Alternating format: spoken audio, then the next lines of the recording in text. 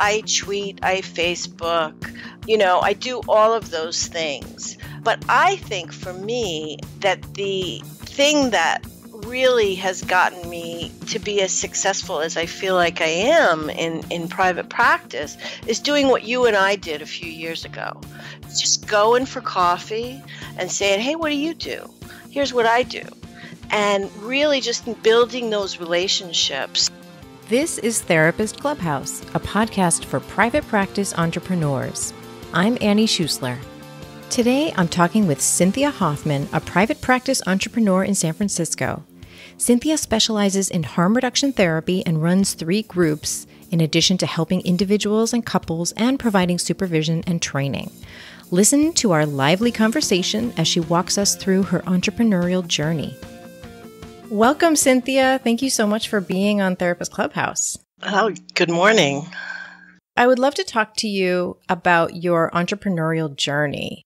Okay. And you have a private practice in which you use a harm reduction model, or that's the part of it that I know about. That's right. Mm-hmm. So can you tell us about your private practice, starting with how long you've been in private practice? Sure. So I've been in private practice for about 17 years and kind of did a lot of community work. I worked full-time in the community for a long time with a small private practice. Mm-hmm. And then as years went on, I just kind of started letting go of the agency work and taking less hours. And now I've got private practice. I do lots of trainings. I do lots of consultations in the community. So I get to do lots of different fun stuff. In your consultation and in your supervision, is that mostly around harm reduction? It usually is, yes. I mean, I do supervision for interns, not necessarily around with harm reduction. I come from a psychodynamic CBT perspective. I meld those two things, and that along with harm reduction therapy. I see clients that are not necessarily there for harm reduction. Who do you tend to see in your practice? What do you think makes up the majority of your clients? So right now, I've got a really I was looking the other day, and it looks like about 65 to 70% of my clients are there for substance use issues. I've had many clients that I've had for a really long time, and there's been substance stuff sort of woven in and out of that just because of life in general. But more recently, I tend to have people that are looking to really explore their relationship with substances. And then also couples and families that are dealing with substance use, misuse issues. So then helping people sort of navigate through that as well. How did you choose your niche? It's so interesting because it was not my intention at all. In fact, I didn't want to work too much in substance use. And so I went into the community, and of course you're going to be working with lots of people that I work with a lot of people that had co-occurring disorders. And so in working with the community, trying to get your hours, trying to learn as much as you can, I came across harm reduction very early on. In fact, one of the founders had come to speak to my graduate class. And I thought it was interesting, but I was like, I'm not sure that's what I want to do. And then this program that I was working for said, hey, we want to be harm reduction.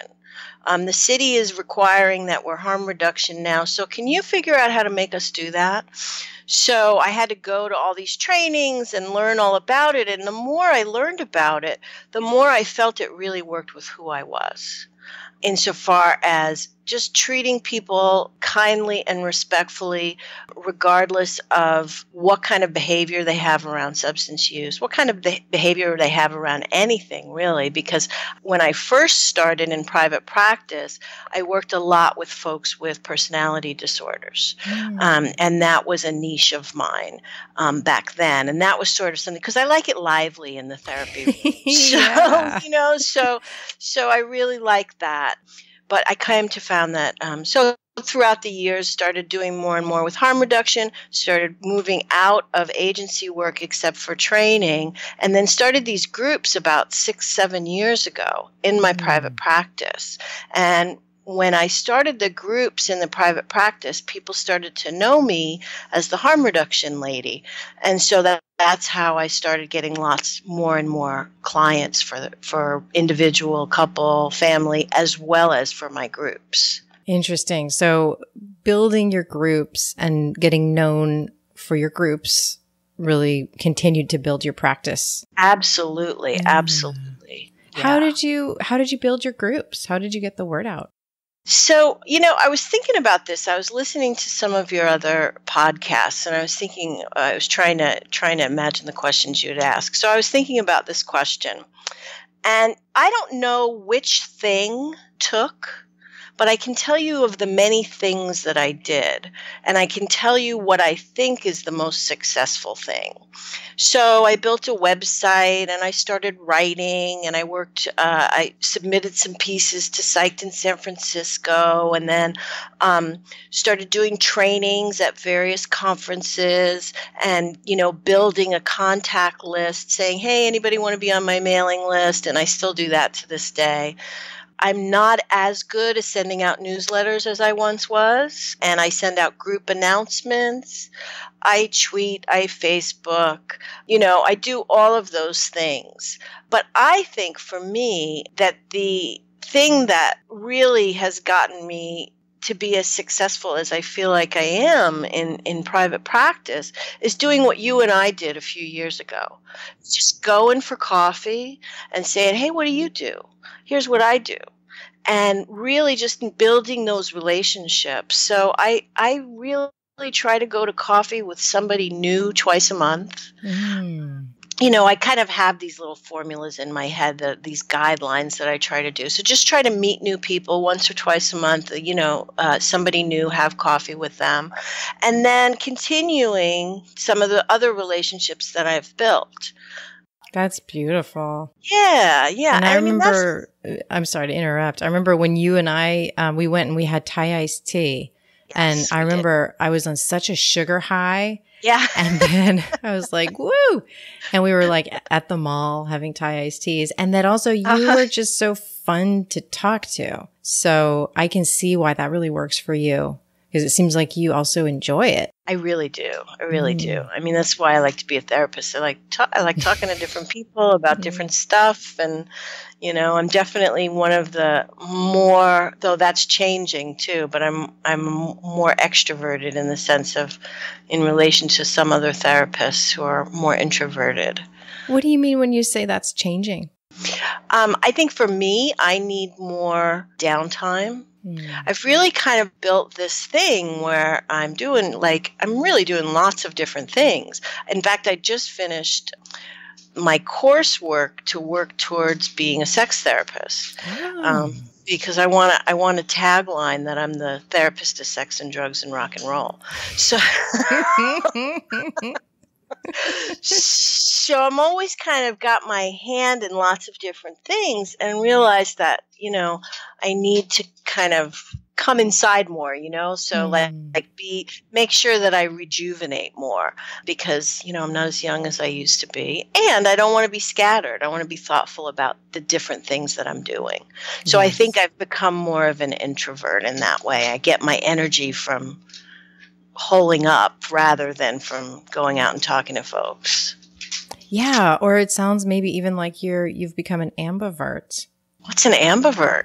Well, my understanding is that an ambivert is someone who kind of needs both in order to recharge, and then also who can, for periods of time at least, can kind of do either one. Okay. Yes, I'm definitely an ambivert. Yeah. My partner is more of an ambivert and I'm more of an introvert, but it's so interesting. One thing about how you get people into your groups that I wanted to mention is whenever people are asking me, is it okay if I keep posting my events or my groups on listservs? And I always say, well, for people in the Bay Area, I'll say, well, who, if they're on listservs themselves, I'll say, well, who does harm reduction work? And they say Cynthia Hoffman. And I'm like, exactly, because she does post and she lets you know when a group is starting. And over time, you've come to remember that. If she only posted once or twice, you wouldn't. So I think that also really works for you. Yeah. Yeah, it does. Definitely being on the listservs and reaching out to people when they contact about having this issue or that issue and around substances, and just kind of throwing out some ideas for people, not just to get clients, but to say, hey, have you thought of this? Because I feel like I'm moving into the direction of I want to get the word out about harm reduction. I want to keep doing the work myself, but I really want to get the word out because this is where we're moving towards, and obviously I believe this is where we should be with working with substance users. So it's like mentoring the next generation of therapists. That's what I'm thinking about now. That's what I'm thinking about now. So I'm trying to do some more of that work. So what's your balance of business model right now? Like, how many groups do you tend to run in comparison with individual sessions, couple sessions, supervision? How does that all kind of lay out for you? Yeah. So I have about, I was trying to figure this out too, 28 hours a week that I do either individuals, I'll do assessments for my groups. I have probably 3 or 4 couples in my practice. And then I have several long-term clients that are all part of that 28. Then I run 3 groups a week in my private practice. And then maybe a couple of supervision hours are in that 28 as well. So that's sort of how it splits up. And I usually work 4.5 days a week, but the days are really long days. That's how I prefer to do it. I'd rather have a long day and then 3-day weekend. So I try to work it out like that. Nice. Yeah. And so the groups are within the 28 or they're outside of the 28? They're actually outside of the 28. Oh, okay. So you're really working pretty full time. Yeah. What are your fees? So I charge $175 for my individual. The groups are, so I have 2 different groups, and one group is a psychoed group. So that's when you first come in, and that group is $60 a session. And then I have a couple of ongoing support groups, and those are $50 a session. They're a little less heavily facilitated, the support groups, and because the folks have known each other for a while now. That group's been going for about 5 years. People come in and out of it. They're allowed to come in and out as they need it. It's not a drop-in per se, but you can come back for an 8-week period and then decide if you want to keep going. Or go away for a while and then come back for another 8-week period. I have some people that do that, and I have some people that just come every week and have come every week for several years. It's interesting, that kind of flexibility, but with boundaries. It sounds, the amount that I know about harm reduction, it sounds like it really goes with harm reduction to do it that way. Yeah, I mean, ideally it would be drop-in. But it's really hard to run a drop-in group when your office is not, an auditorium. So, because you just don't know who's going to show up. Yes. And you want to have a certain number. I need to know approximately how many people are going to be there at any given time. So it's perfected over the years. I've kind of got it down to a science now, I think, insofar as the enrollment and things. I'm always bringing new stuff to the groups themselves. Do you do all of this out of? I do, but I'm thinking about branching out. Definitely thinking about, okay, if I want to grow the next bunch of harm reduction therapists, how can I do that most efficiently? Or in a way that, so I'm thinking about that, how much responsibility do I want at this point in my life? How much don't I want? It's balance. Do you sometimes think about bringing another clinician or 2 or 3 into your practice? Oh yeah, definitely. Yeah. Seems like you'd be great at that. And thank you. And I would love to do that. But I also like to do the work. And, so I want to the thing about being in private practice is I do what I want. So I kind of just do what it is that I want to do. But, I think about, forming a clinic type situation and then bringing interns in to do some of the groups, especially.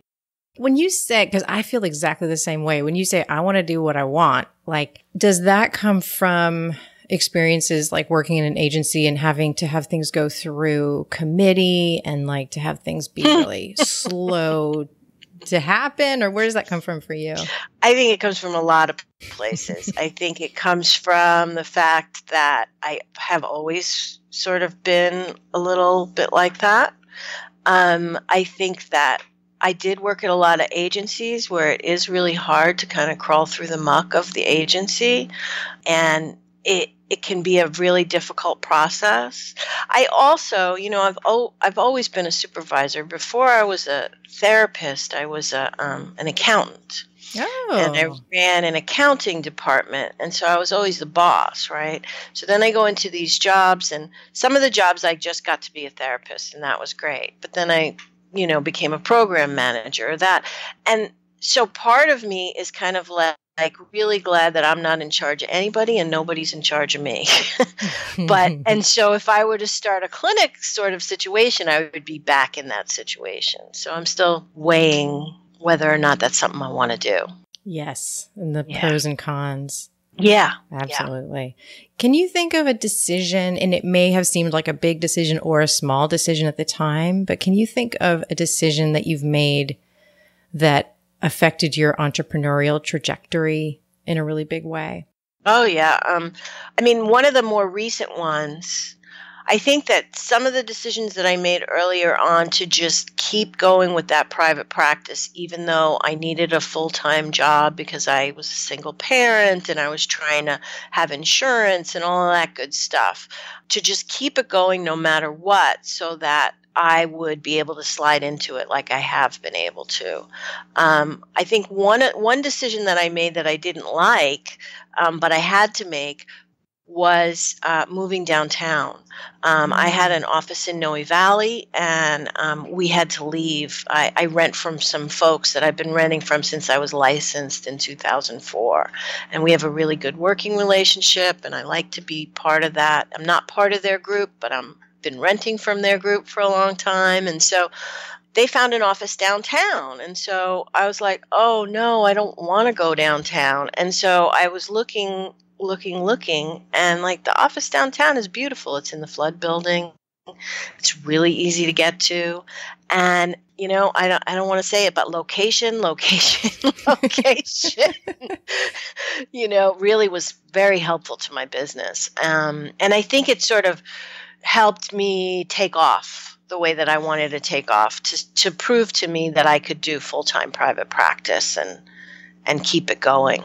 And do you think it has changed in any way who your clients are? Well, I think that in some ways it has changed.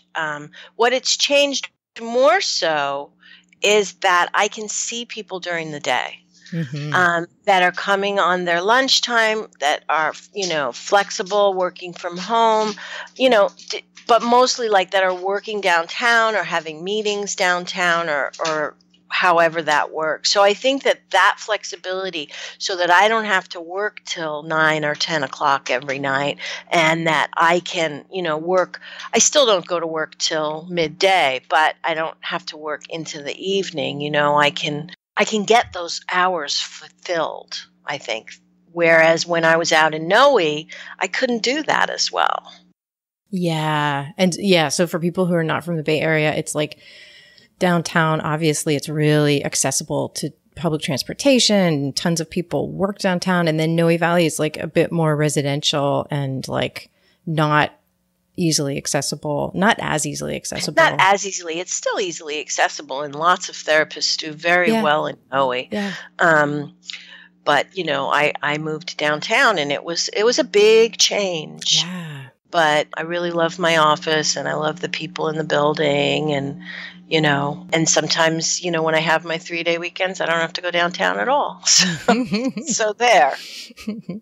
And you mentioned that you're a single mom. How do you balance your business with your rest of your life?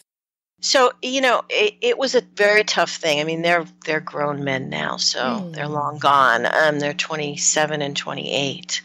But at the time, it was really tough because, I was working full time. And then I did my private practice, one or two. Well, I was working, I got it down to 4 days a week. I would do like 4 tens or something like that. And then I would have one evening, and then I would have all day Friday. And so it was really hard. I had to balance a lot, and I had to, I don't even know what to say about that. It was tough. Yeah. So working and then that's why I had some of the jobs that I had in the community. I had some flexibility, so if I needed to go to a school meeting or I needed to take the kids to the doctor or something like that, I know there's flexibility within private practice, but I couldn't have the flexibility in my paycheck. There you go. And I wasn't quite to the point where that wouldn't have been the case. Oh, that makes so much sense. Absolutely. Yeah, because there's that time in private practice where you're at now, like where you get to where you can grab that flexibility and still have the paycheck work out. But that's not how it is right away. No, it's not. You're talking about, this decision of when and whether you might want to expand to a clinic. With your business the way it is now, how do you balance the roles of clinician and CEO? It's been a learning curve. I don't know. I mean, I think I've kind of always been good at telling people what to do. And I don't do that in my therapy, but I'm kind of good at saying, okay, I can't, like I recently hired a new bookkeeper. And before I kind of was holding on to everything. Like, I'm an accountant, so I can create these systems and I can create my own systems and I can show who I want how to do this reconciliation and all of that fun stuff. And what I'm learning to do is say, here, do this. Rather than, here's how I'd like you to do it. Here's how I've done it. It's just like, here's the stuff. You know what to do. Just do it. So I think there's a process of letting go so that I can get other people to help me with my writing, that I can get other people to help me with my website. I don't have to be doing all of it. I can let go and let go and pay somebody else to do some of that stuff. Hey, interrupting my conversation with Cynthia. Our recording glitched for a moment while Cynthia was telling me about how she doesn't love writing articles super regularly. Okay, let's jump right back into the conversation. You were just saying you don't really like writing, and you're saying maybe it's that I'm self-critical. Yes. And so I don't like it, and that's okay. Yeah. And I think also, like, it's not the only way that you're mentoring the new generation in. Like, you do trainings, you do supervision. Right. Yeah. Right. But, I mean, as somebody that talks to people about their business, I'm sure that you tell people or talk with people about writing and how important that is, that you write some things and put some things out there so people know who you are, so people can find you, and so on. The way I'm thinking about it more and more is it is important, like it is important to have a body of work, to have great copy on your website, and then also to have some articles that really are from your point of view and answering questions of the people you most want to help. And then some people are going to write every single week, and that's going to be great for them. And then a lot of people, it's not their superpower. It's not what they love doing. Yeah. And then there are other ways, like whether it's going to be networking or it's going to be like some people love doing videos and it's easy for them to do a video and throw it up there. Right. I have a colleague in LA that does lots of videos and he actually, whenever I go to LA, I'm like, hey, you want to do one? And he's like, sure. So he's just got it all set up. He just sits down, they will talk for 30 minutes, and then that's that. So, and then he puts it all together, just like you do, your show and some other shows here in the Bay Area. Yeah. And for me, if I had to just talk into a video camera on my own, which I do, I do when I'm creating curriculum. Okay. But that takes a lot more energy for me than having a conversation. Like having a conversation is absolutely. What I love. Yep. Yep. Yeah. So I guess I'm thinking of it as we have to each find our sweet spot where we're going to be able to create content and get our stuff out there. Yep. Yeah. Yep. When you're thinking about your business, how do you plan? Do you plan really far out? Do you go with the flow? Do you plan months out? So I'm the list queen. So I have like my business plan list, and that has just approximates. It's fallen off a little bit because I've been so busy, and I'm doing some teaching now too, and that's super fun. And generally, so I have a business plan that says that, I do a newsletter twice a year, that I do a mailing once a month, that I have the coffee dates with 2 new people each month, and that I catch up with 2 others. What else is on my business plan? What's been on my business plan for 2 years now is to move from paper to electronic note keeping, but that I'm slow with that. So that's been on my business plan for a while. How I handle my accounting, I've changed that on my business plan. I have a new website and a new URL that I'm going to put out, someday, but it's on my list, and I got the domain and, all that stuff. So there's a whole list of things. And then what I'll do is I'll say, okay, what can I focus on this month? Because that's too much stuff to look at, so I try to only look at that list once or twice a month, usually once a month, look at that list and say, what am I doing this month? And then sometimes it's not a gosh darn thing. And then sometimes it's, I can plug this and this in this month. Yeah, so that's sort of how I look at it, moving forward, just always trying to move forward and do something different, but also allowing myself to not have to do that if I don't need to. Oh, that's great. Yes. And that's been an interesting challenge for me. Yeah, so you've got all of those ideas captured, but you're not overwhelmed with this to-do list staring you in the face. Right. And I have my little ideas about if I was to do a clinic, if I was to do this, or if I was to, I also have the retire early with a very small private practice fantasy, work really hard for the next 10 years and then be done. But then I think, I don't know about that either. So, yeah. I love it. Cool. Thank you for taking us behind the curtain a little bit. Oh, thank you. Yeah. So will you join me for a listener question? Sure. Absolutely. Okay. So this person, it's about summer schedules. Listener question. So they say, what if a client wants to change their time slot over the summer due to camp, school schedules, etc., and return to their current spot in September, but you don't have availability without stretching the parameters of your preferred schedule? And what about clients who leave on vacation for 3 to 5 weeks? Do you hold their spot? So this has changed and morphed over the years. I had someone that wanted to pay me for their 6 p.m. slot, even though they were gone for the summer. And so he paid a portion of it to hold that spot. I later realized that I wouldn't want to do something like that again. It created an interesting and odd dynamic between us. So that's not what I would do, actually. So right now, I have a lot of breathing room. So I don't require that people attend a certain number of sessions per year. I know some therapists do that, or allow only 4 weeks of vacation each year. Some therapists do that. Insofar as your question about that particular person, I would not be able to do that because especially to hold the spot, especially if it's like an evening spot.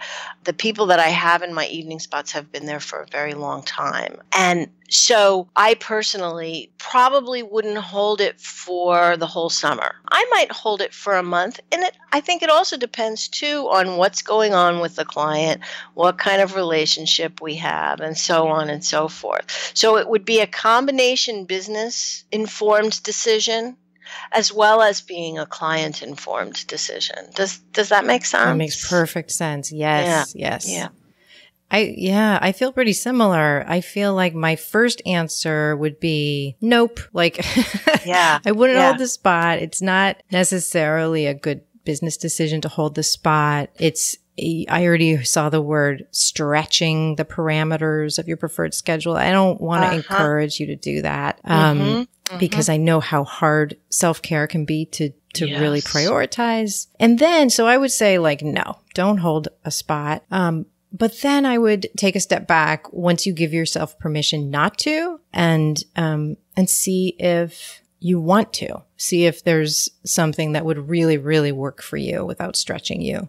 So where can people find you and throw compliments at you? Oh, that's so sweet. So I am at Cynthia Hoffman 1 on Twitter. I'm on Facebook at Cynthia Hoffman MFT. My website is cynthiahoffmanmft.com. Does that answer those things? Perfect. Yeah. Thank you so much. It's been such a pleasure. Thank you. It's been nice to talk to you too, Annie. Here's an idea to try. Idea to try. Schedule your next vacation or even your next 2 vacations right now. Put them on the calendar, even if they're 3 months from now, 6 months from now, and give yourself enough time. It's July now, and I'm actually taking the whole month of July off, and I've pre-recorded podcasts, and I've done the things I need to do so that I can really let go and spend some time with my family and go traveling. If I can do that, you can do it, because that is not something I used to know how to do. So do what you need to do to take a great vacation. I actually wrote a little article about this, of all the ways that you might be taking your vacation wrong and the ways to do it better. I'm going to leave a link to that article in the show notes so that your next vacation is truly restorative. Thanks for listening to Therapist Clubhouse. If you're looking for help with creating or expanding your private practice, head over to coachingwithannie.com for tons of resources. See you next time.